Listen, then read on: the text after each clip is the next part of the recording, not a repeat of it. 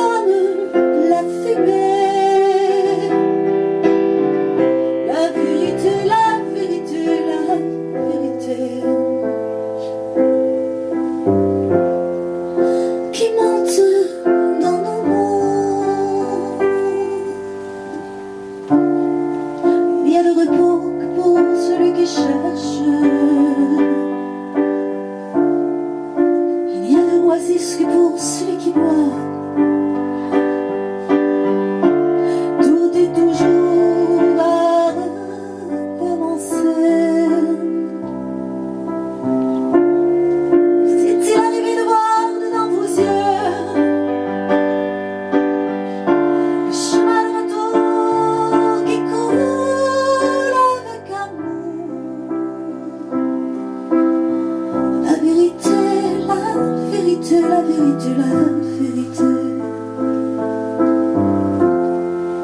Et comme les souliers,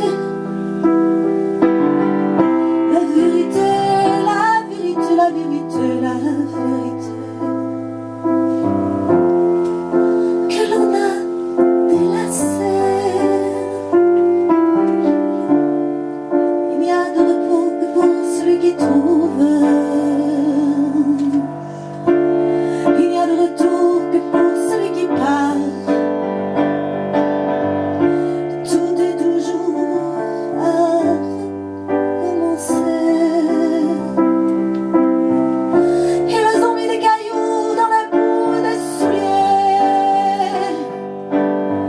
Et puis ils sont montés sur leurs propres épaules.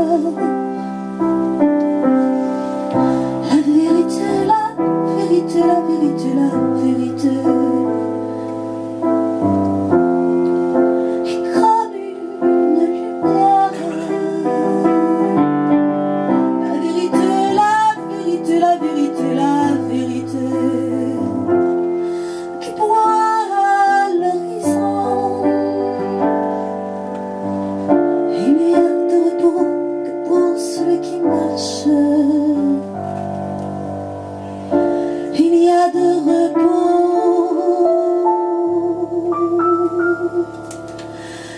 que pour celui qui va. Mais dites-moi encore où est-il celui qui ne passe pas. Mais dites-moi encore où est-il celui qui ne passe pas. Mais dites-moi encore où est-il celui qui ne passe pas.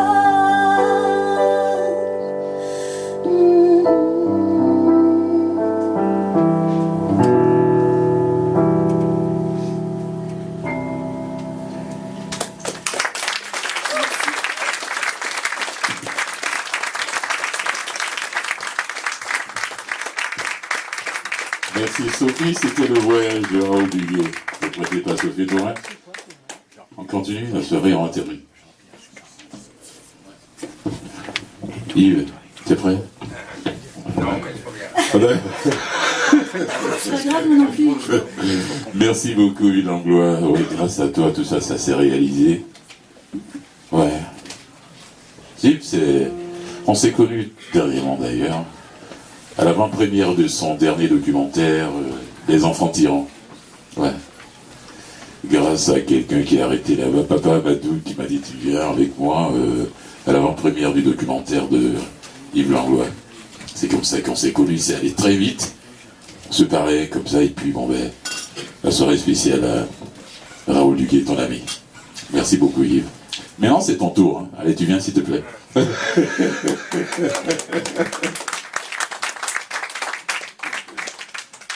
Voilà, je ne sais pas quand j'ai vu ta bio. Combien de films, de documentaires tu as fait depuis l'âge de 17 ans? J'ai arrêté de... C'est comme les recueils de Nicole, je ne pouvais même plus compter. Il y en a tellement. Combien de films tu as fait toi? Disons qu'à peu près un par année, ça veut dire au moins 40. Je vais pas demander ton âge. Alors, qu'est-ce que tu as préparé pour ton ami Raoul?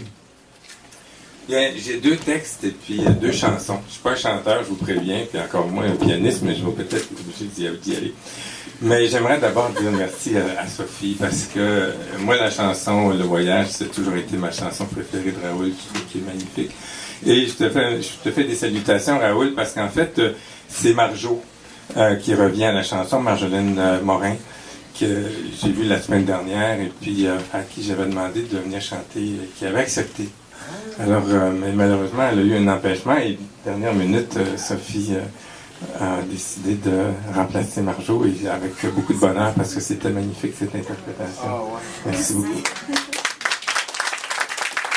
je voulais juste dire, parce que, en fait, c'était la deuxième fois que je la chantais. Là. J'avais 2 spectacles vendredi et samedi avec Anne-Marie Géniard Thibert, mais j'ai profité hier d'avoir un public captif pour leur dire, écoutez, demain, je chante devant le grand homme. est-ce que vous voulez être mes cobayes? Puis ils m'ont donné leur approbation, donc c'est ce qui m'a permis de chanter. Moi, j'ai connu cette chanson-là quand j'avais 17-18 ans. J'ai connu ça avant l'Abitibi. C'est quand même fantastique, hein? C'est merveilleux, merci. En l'an 2000, Raoul a publié un livre qui s'appelle L'Infonie. Ceux qui ont connu L'Infonie, c'est un petit groupe de 33 musiciens, fin des années 60, début des années 70. Moi, j'ai connu Raoul avec L'Infonie, qui était venu au cégep Édouard-Montpetit, où j'étudiais.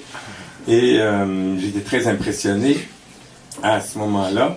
Et dans son livre, Raoul a demandé à quelques amis d'ailleurs, dont Robert Blondin, qui est ici, d'écrire des petits chapitres, des petits textes pour décrire un peu ce qu'on vivait, nous, à cette époque-là, ou comment on a vécu l'Infonie de l'intérieur ou de l'extérieur. Et donc, j'avais écrit un petit texte que je ne vous ferai pas complet, mais à l'intérieur duquel j'avais ressorti un vieux poème que j'ai écrit en 1969, alors que j'avais 17 ans. Et qui décrivait un peu, nous, ce qu'on vivait, parce que je vois qu'il y a des jeunes ici, ceux qui n'ont pas connu les années 70, mais c'est quoi qu'on vivait avant les années 70? Qu'est-ce qui nous a amené à ça? C'est drôle parce que j'ai rencontré des jeunes amis de 17 ans récemment qui ont vu mon texte et qui ont dit, tiens, c'est drôle, ils savent pas c'est quoi un Woolworth et un Steinberg, là, mais ils se sont reconnus quelque part là-dedans. Alors, je vais excuser les lunettes, justement, c'est large. Ça s'appelle Dactylographe, numéro P643 58A. Si tu as le goût de mettre quelques notes là-dessus, gêne-toi pas. L'allure déconcrissée de mon écrasante cité me submerge à en mourir. Les vitrines débordantes dégagent un immense vide. Jamais l'homme n'a été moins humain. Nulle présence des sentiments passionnés d'un naguère. Les mots même ne sont qu'outils. La musique s'encante et l'art s'affiche aux poteaux publicitaires des ruelles merdeuses des quartiers de cohabitation individuelle. On se rappelle vaguement des mots nature, amour, vie. Réveillons la saveur nature du café instantané en grains plus gros pour 1,96$ plus timbre. Voyez le véritable amour avec Teresa les fesses. Jouissez sur votre siège Kleenex 5 cents pour 10. Vivez une vraie vie. Pour 13,99$, portez les pantalons érotisex idéal pour le cruisage rue Saint-Laurent après 9h, lavable à la machine et dans l'eau froide. Monsieur Spock, personnage irréel des plus inconcevables années futures, devient l'idéal présent des hommes cherchant l'inhumanisme pour ne pas voir ce qu'ils regardent tant. Les fleurs de plastique se félicitent d'avoir précédé l'homme qui les idolâtrise sans ferveur pour mieux les rejoindre.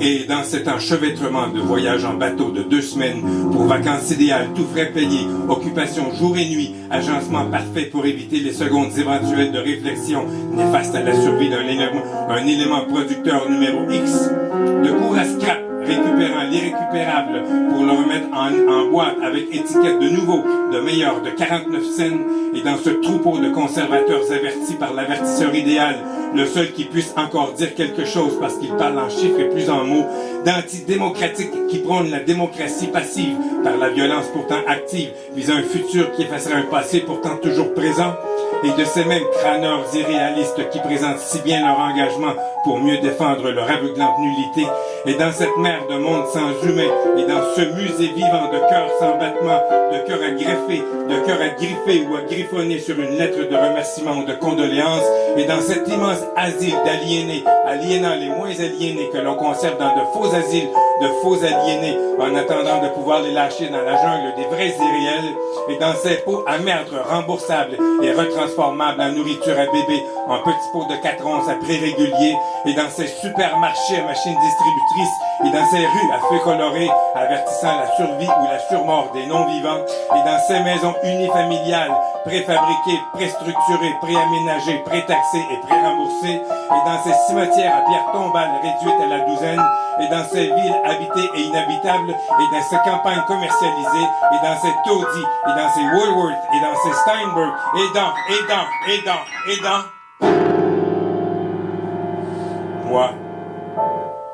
Moi, je me retrouve nu comme un verre, comme au cinéma midi minuit. compter les cheveux qu'il me reste, à regarder mourir les dernières fleurs dans les kiosques à 1 piastre la douzaine, à penser à moi-même, à ce que je serais si j'étais ce que je suis, si je voyais ce qu'on me cache, si je marchais dans un vrai pré, si.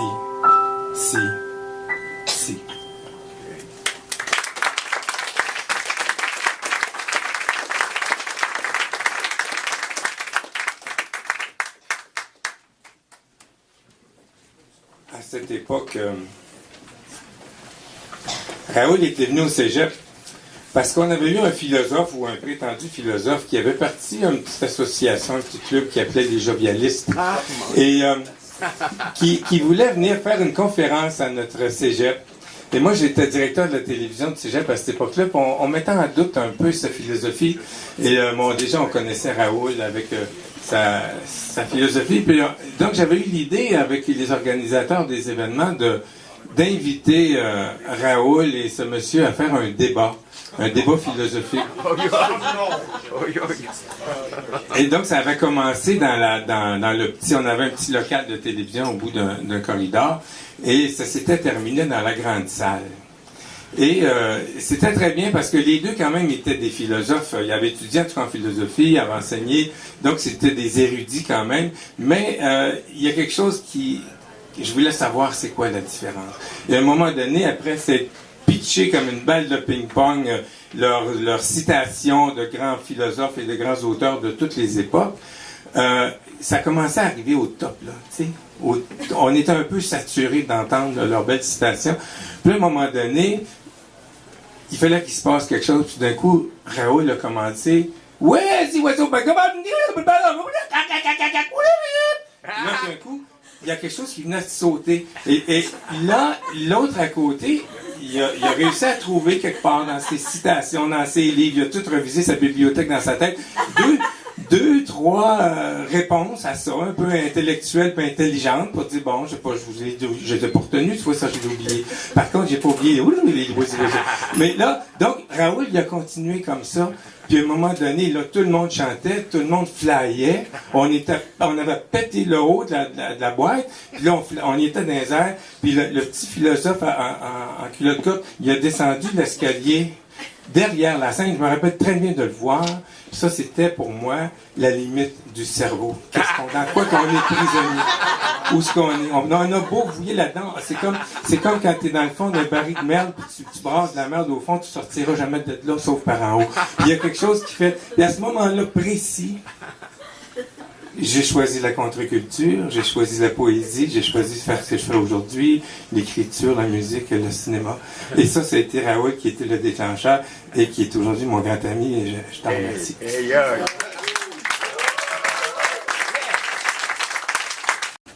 Raoul nous a fait un poème à ce moment-là qu'il avait écrit pour nous, mais ça je ne le savais pas. C'est comme 20 ans plus tard, on mangeait chez Raoul et je lui raconte cet événement-là, puis il me dit, sais-tu, j'avais écrit à ce moment-là un poème spécialement, j'ai dit, tu m'envoies d'un cégep, ils ont 17 ans, qu'est-ce qu'il aurait le goût d'entendre, et j'avais écrit un poème spécialement pour vous autres, et il n'a pas de l'air organisé comme ça, mais il est allé fouiller dans son capharnaüm, dans son armoire, puis il est revenu 5 minutes après avec une grosse boîte, il a fouillé là-dedans, puis il a dit, hey, regarde, le poème, je l'ai trouvé.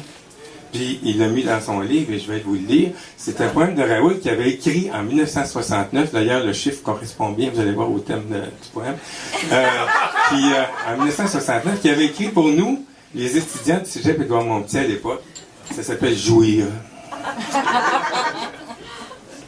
L'homme et la femme peuvent jouir l'un de l'autre aussi longtemps que l'éternité, si leur jouissance est fondée sur l'extase de vouloir savoir comment jouir de toutes.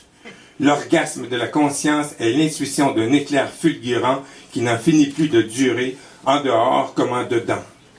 Mais l'orgasme suprême est de jouir de la jouissance d'être, et jouir totalement, c'est jouir de chaque instant à chaque instant.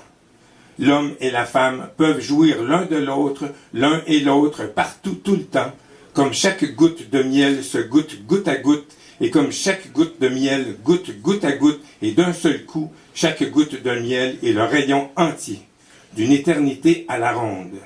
Je vous fais tous l'amour avec ma bouche et mes oreilles. Raoul Duguay, 1959.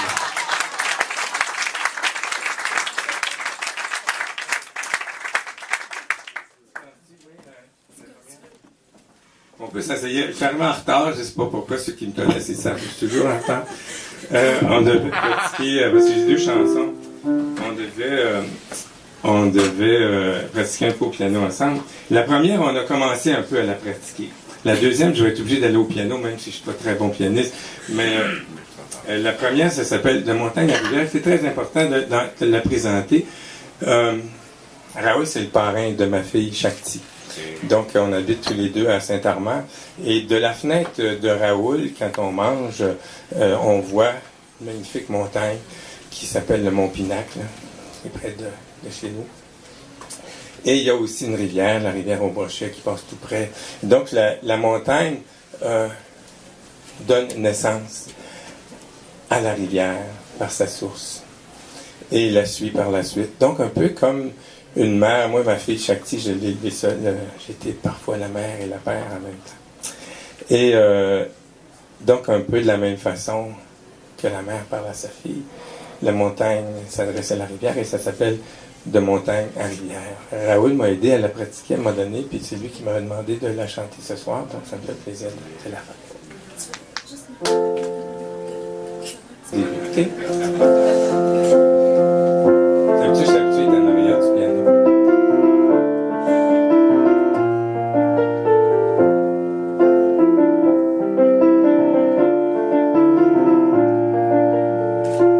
Tu jaillis de ma source, te voilà incarné. Tu amorces une cour, je vais t'accompagner. Je t'aime comme une mère, te nourris de mon sein. Tu glisses vers la mer et poursuis ton destin.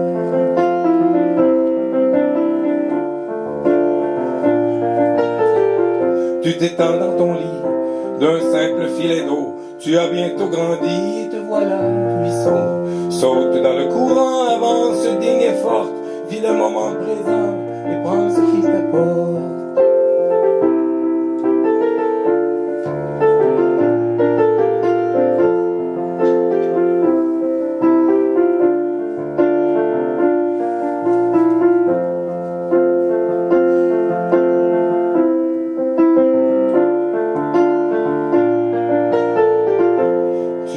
Rivière, tu suis quelques chutes, ce n'est plus comme hier, et tu cours et tu luttes, tu subis les violences et autres pollutions, découvre ta puissance, ta détermination.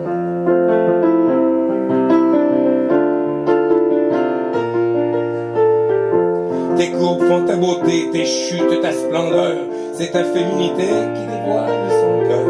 Grand fleuve, te voilà, mature, calme et fier, à ton tour je te vois devenir une mère.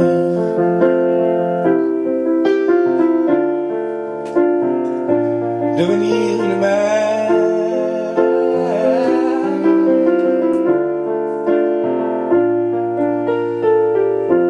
Devenir une mère. Yeah.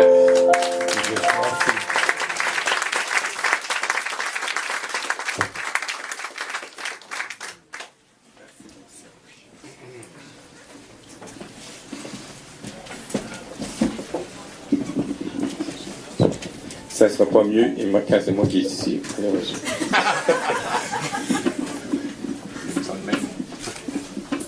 C'est parce que celle-là, on a vraiment pas eu le temps. Mais c'est une chanson, c'est pour terminer, c'est une chanson que j'ai composée il y a quelque temps pour mon ami Raoul.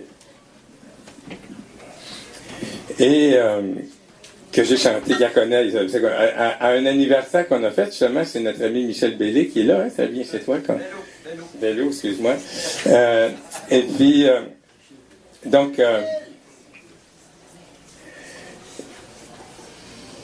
ça s'appelle, c'est un petit tango de l'époque qui s'appelle, je vais avoir besoin de vous autres d'ailleurs à un moment donné pendant la chanson, qui s'appelle El Tango Raulero.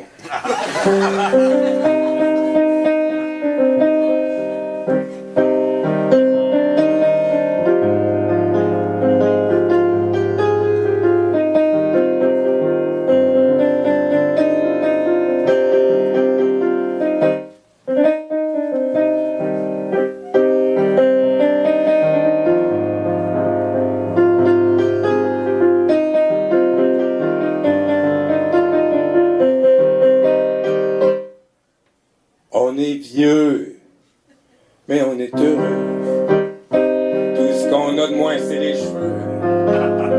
On peut plus danser le limbo, mais on s'essaye au tango avec la petite pilule bleue. Ça va mieux, on est vieux, mais on est heureux. Même si on nous traite de has-been, même si on mange encore des bines, on sait que ceux qui nous traitent d'has-been, c'est qu'ils sont restés des no-bines. Quand on a une butte à tibi, c'est pas juste pour faire pipi, c'est pour monter sur une scène, puis se faire monter dans l'arrière-scène. Si j'ai écrit le voyage, avant même d'avoir pris l'âge, je commence à avoir mon voyage, pas pouvoir changer mon image. Comique, cynique, poète psychédélique, New Age, flyé, clown complètement sauté, ado attardé, vieux trip d'acide accroché. J'ai essayé la radio, la télé, j'ai essayé la philo, le ciné, j'ai même été jusqu'à politicoyer.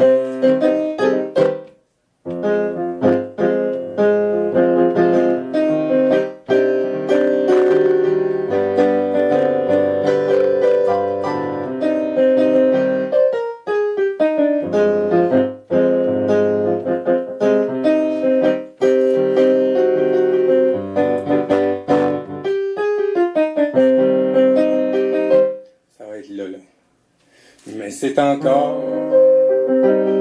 mon colonisé.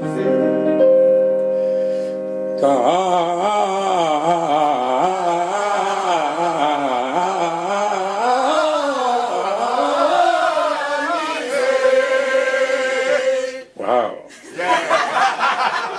Qui est fait chanter, qui est fait danser. Quand on se sera libéré, je pourrai enfin me recycler et simplement peinturelurer toute l'année. En attendant, j'aime bien jardiner dans mes fleurs et mon potager. Quand j'aurai ma pension de vieillesse, je recommencerai à jouer aux fesses comme dans le temps de mes barnets carrés. Quand on a une butte à tibi, c'est pas juste pour faire pipi, c'est pour monter sur une scène. Et puis c'est quoi? Ah oui, opposer l'amour à la haine. Mais watchez-moi bien mes amis, je recommence à en disquer. Quand vous allez m'écouter, les molécules vont vous flotter. Merci. Excusez-moi.